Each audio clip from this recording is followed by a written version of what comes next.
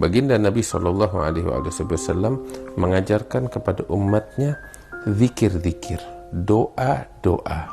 Ya, beliau ajarkan cara mengingat Allah, cara berdoa kepada Allah, baik itu di waktu-waktu tertentu, atau pada kesempatan-kesempatan tertentu, atau pada momen-momen tertentu. Beliau mengajarkan doa dan zikir yang beliau anjurkan untuk dibaca, yang manfaatnya sangat besar sekali. Hampir pada setiap keadaan diajarkan oleh Nabi Muhammad SAW kepada umatnya sekalian untuk berdoa, berzikir, mengingat kepada Allah Subhanahu wa Ta'ala.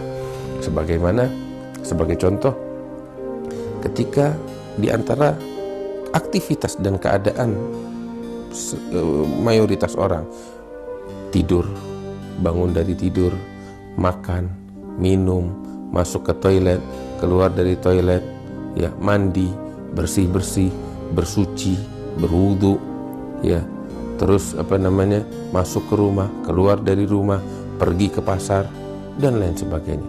Setiap momen tersebut, setiap keadaan tersebut, Nabi mengajarkan kepada kita doa dan zikir yang beliau anjurkan untuk dibaca.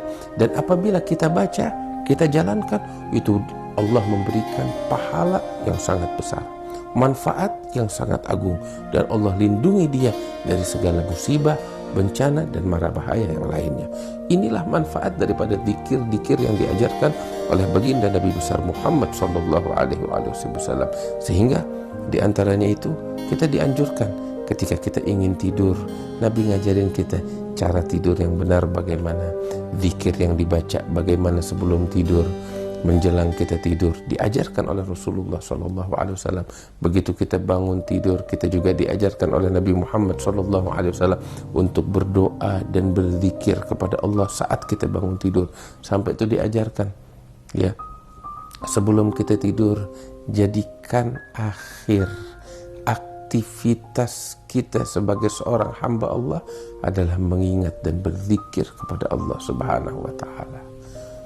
Jadikan akhir aktivitas kita itu menjelang tidur adalah zikir kepada Allah, sehingga ketika kita terlelap dalam keadaan ingat kepada Allah Subhanahu wa Ta'ala.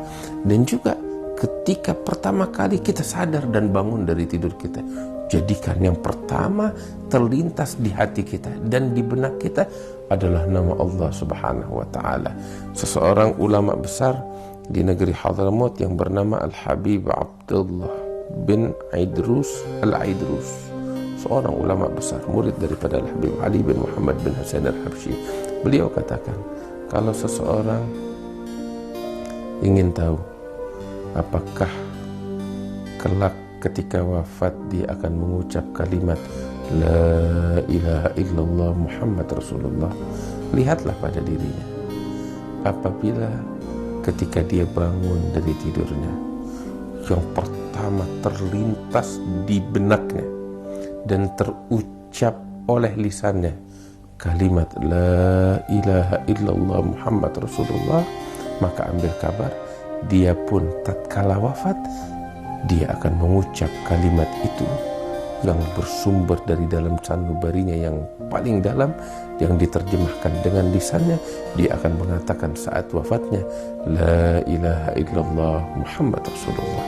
Tetapi barang siapa yang ketika dia tidur, akhir saat kesadarannya yang terlintas di benaknya dan di lisannya selain Allah, bangun dari tidur pun urusan selain Allah, maka bagaimana dia bisa berharap, bagaimana mungkin dia akan wafat dengan menyebut nama Allah dan mengingat Allah.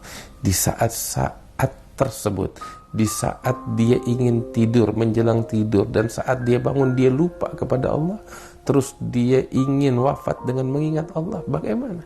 Orang yang hidupnya lupa dengan Allah, bagaimana dia wafat ingin mengingat kepada Allah Subhanahu wa ta'ala?